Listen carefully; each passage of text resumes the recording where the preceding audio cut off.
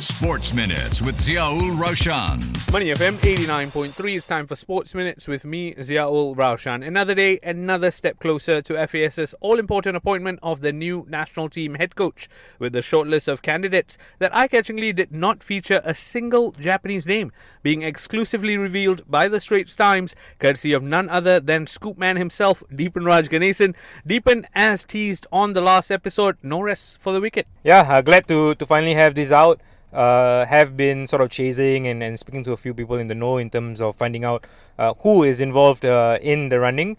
And glad to put it out, because I think it's important that people sort of get an update on who is in the running, and also sort of get to discuss internally amongst themselves about who is the best fit, as we would be in the next few minutes in terms of talking about who is the best fit for the national team job. I can't wait to get stuck into the names mentioned and their suitability for the role, and later in the show we'll hear from Abbasan and his thoughts on one of the shortlisted candidates.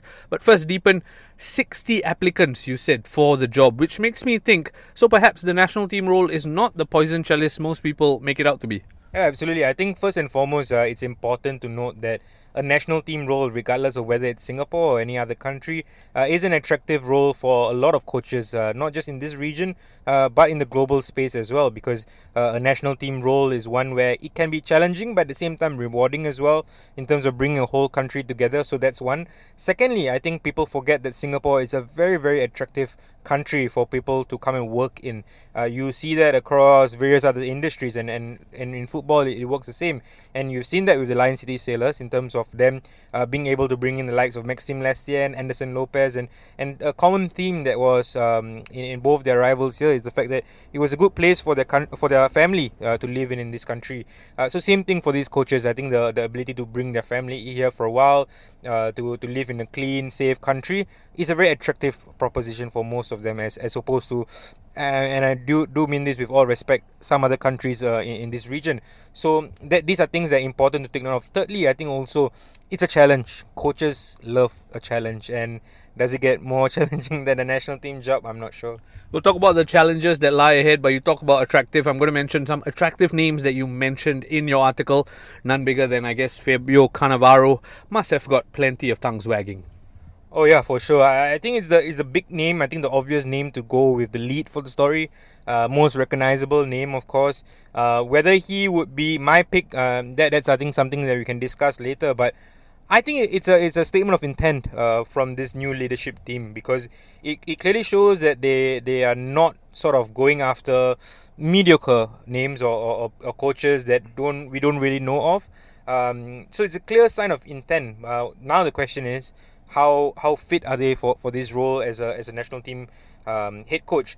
And also, I think from the outside, and I know I speak as a journalist and also as a football fan, I think to me I'm excited. I'm excited because yes, it's Fabio Cannavaro, who we know more as a player, but this is a guy who was appointed as China national team coach on a caretaker basis, and also had success in the Chinese Super League with a very big club in Guangzhou. So you can see that these are coaches who have they demand high salaries, which means they're big names, they're reputable names. So it's good to see this FA sort of taking that serious step in terms of who they want to get here. I know that I revealed a few names in that list, but there are possibly more names in the list that that I am not aware of at the moment. But what I can say from looking at the names is this FA leadership is serious about appointing the best men for the job. Clearly, they're trying to make a statement of intent with this hire. Let's talk about statement of intent, because Fabio Cannavaro would be some statement. But based on what you shared in terms of his CV, right? Yes, he won the Chinese Super League, but on national team level, he's yet to achieve much. So my question is, yes, statement is important, but would he be the best fit for the national team? Yeah, personally, I'm not quite sure, because I think he is someone who, of course, fulfills the criteria of having achieved success in Asia with the Chinese Super League team. But I think beyond that, we need to look at what a coach brings to the national team at this point of time. At this point of time, our national team needs a leg up in terms of being competitive in this region. So I think it's the first step. Do you really need someone like Fabio Cannavaro to come in and do that? I don't quite think so. He seems like someone who will be a better fit maybe a few years down the line, once we have reached a level of stability where we need someone who really knows the game at that level. So in that aspect, I think names like Mano Polking, Jesus Casas, who has experience working in this region with Iraq, and of course Mano Polking, we both know very well, who has experience at Thailand and also at Vietnam in a club level. So I think there's a few options here, clearly very different options. Nick Montgomery also brings a very different kind of option, but they all have worked with teams that I dare say didn't have everything at their disposal. I mean, yes, you can talk about Guangzhou and Fabio Cannavaro, right? They were the richest team in the league at the time, but you're still working with a caliber of players that are not necessarily world class, and that's the same kind of quality they will find here, where we have players who some of them who are at a higher level, but some of them, or rather most of them, they're not quite at the level which is required to be an Asian heavyweight at all. So I think that was important in what FAS was looking for, a coach who can get the best out of his resources. We'll discuss some of the other names you mentioned in a short while, but final question on Cannavaro and perhaps, I guess, Harry Kewell. How are the FA going to afford this? Because they are top billing coaches, they're going to want top dollar. It's an important question. I want to put my hand up and say I don't have the clear answer to that. But from my understanding of the situation, what I can say is I think with Forrest coming in as FAS president, I think he has made it very clear that he will leave no stone unturned in terms of trying to get the national team to be at the best possible platform. And I think when you say that, then you will put your money where your mouth is. And I think in terms of FAS being a charity, I think there are some rules around that, but I do think that you can donate to FAS from a certain outlet. He has Shopee, he has C, of course, so that could be one possibility. There could also be possibilities of him convincing stakeholders in and around Singapore football to pump money into the FAS, and then they use that as a salary. And of course, in previous years, we have seen that Sport Singapore plays a part as well in this salary. So then there's also the question of Sport Singapore has to also sort of ratify this decision, because they will have a technical team or technical people that look at this decision. But Raushan, I think the more important question is, can this coaching appointment be sustainable? Because you know that this current leadership team, they'll be around for 5 years, right, in terms of what they've been elected for. Will this coach be someone we can tell, hey, you know what, you have the long-term backing? Because it's one thing to hire a coach on big salary, but what happens if Forrest Lee and his team decide to walk away in 5 years' time? And then, is it sustainable? Will the FAS, will Sport SG still be able to fund the coach's salary? So that's very important, where I think Sport SG needs to sort of sit down with the FAS hierarchy to understand and sort of lay out the longer-term plan for Singapore football. We have UTR now. It shouldn't be a problem for all of them to come on to the same page and, you know, sort of put that backing and say, you know what, this is the money they've invested in Singapore football for the next 10 years and let's go and get this appointment done. Plenty of ifs and buts when it comes to funds and finances, but we're here to talk football, and let's switch the focus back to football. One of the names generating buzz is Nick Montgomery, and someone who rates him highly is Singapore legend Abbas Sant. Let's hear what Abbas had to say, speaking on the sidelines of Soccer Sevens last weekend. The national team are looking for coaches. I'm sure there's a lot of great applicants out there. I know there's a couple of good friends of mine. My former coach at the Central Coast Mariners, obviously, my colleague. We worked together there. We were champions in Central Coast Mariners in Australia.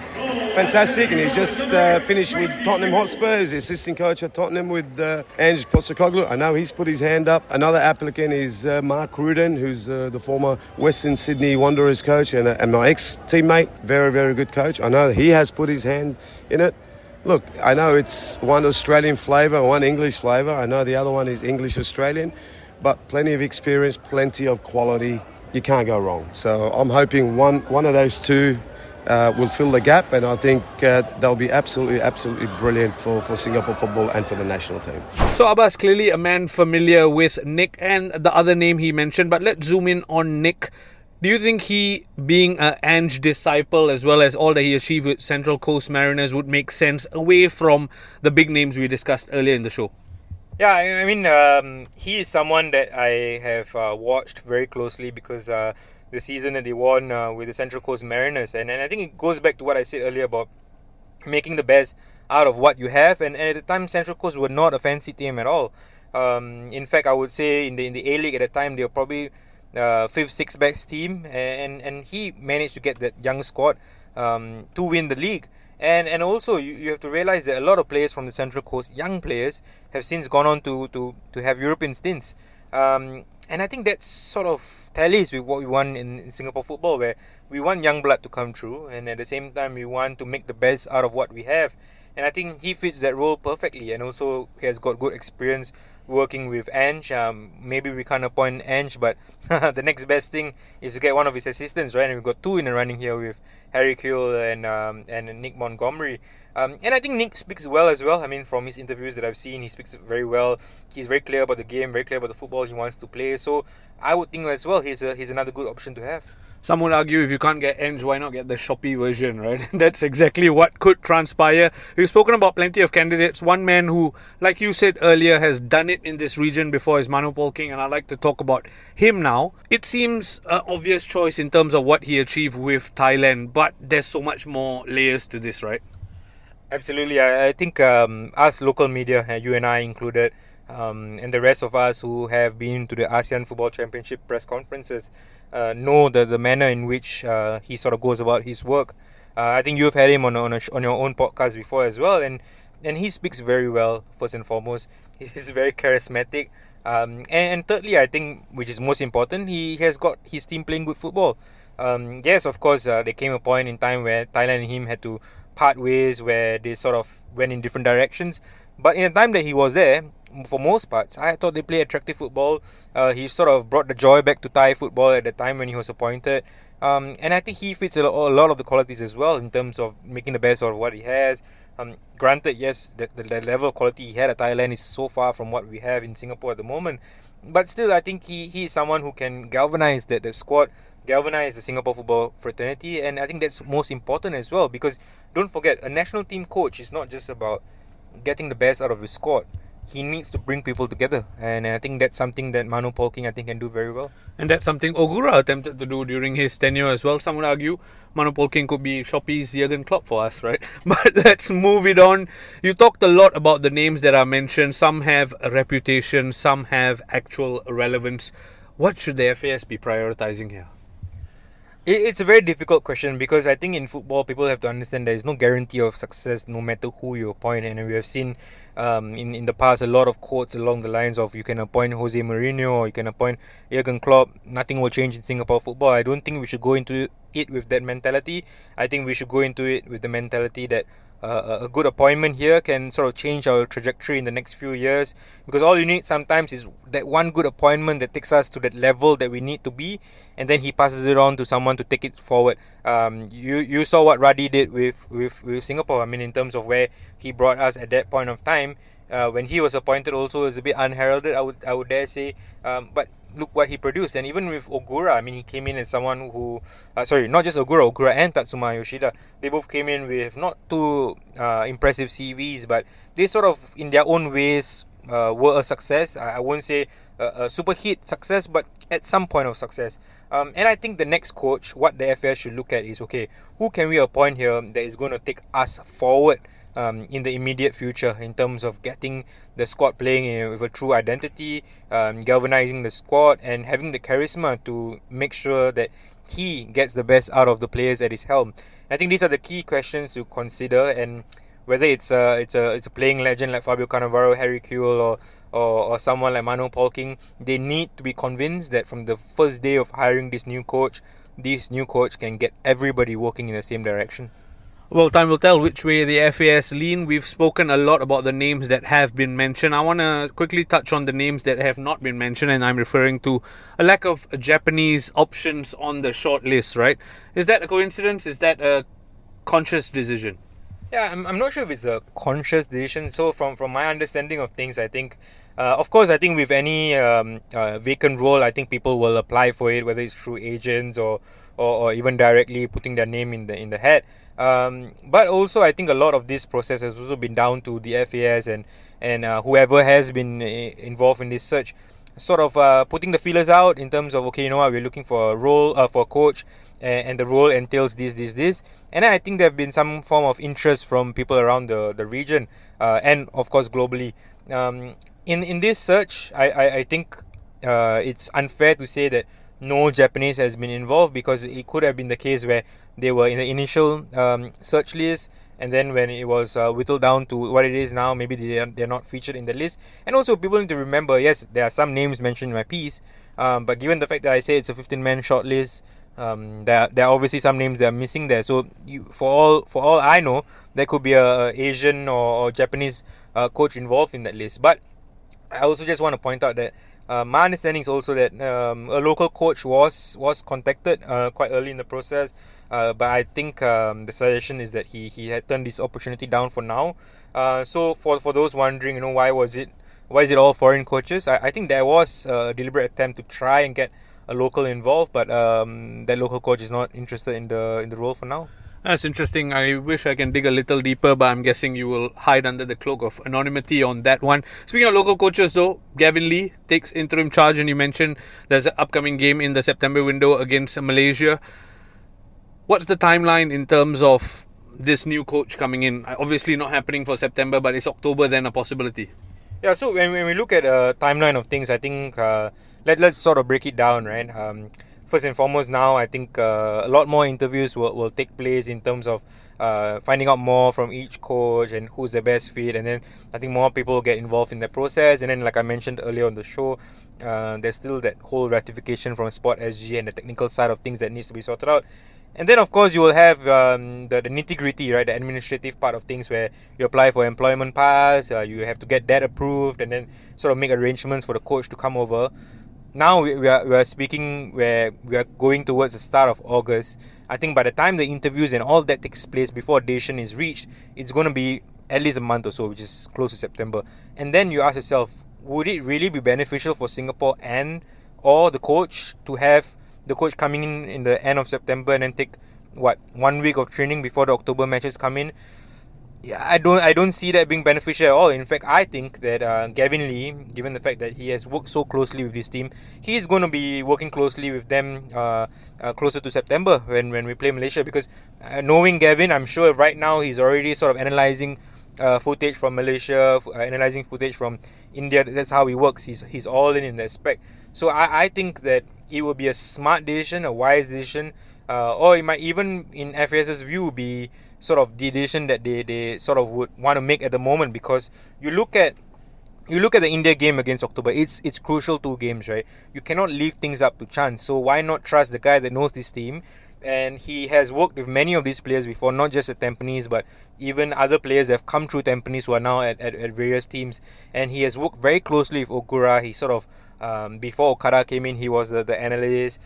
He took a lot of the coaching during sessions alongside Ogura. So I would say he's the best fit for the October games, because why not give Gavin the go instead of shoehorning a coach in and then forcing him to take 1 or 2 sessions, and then the players have to sort of adapt to new changes, new tactics.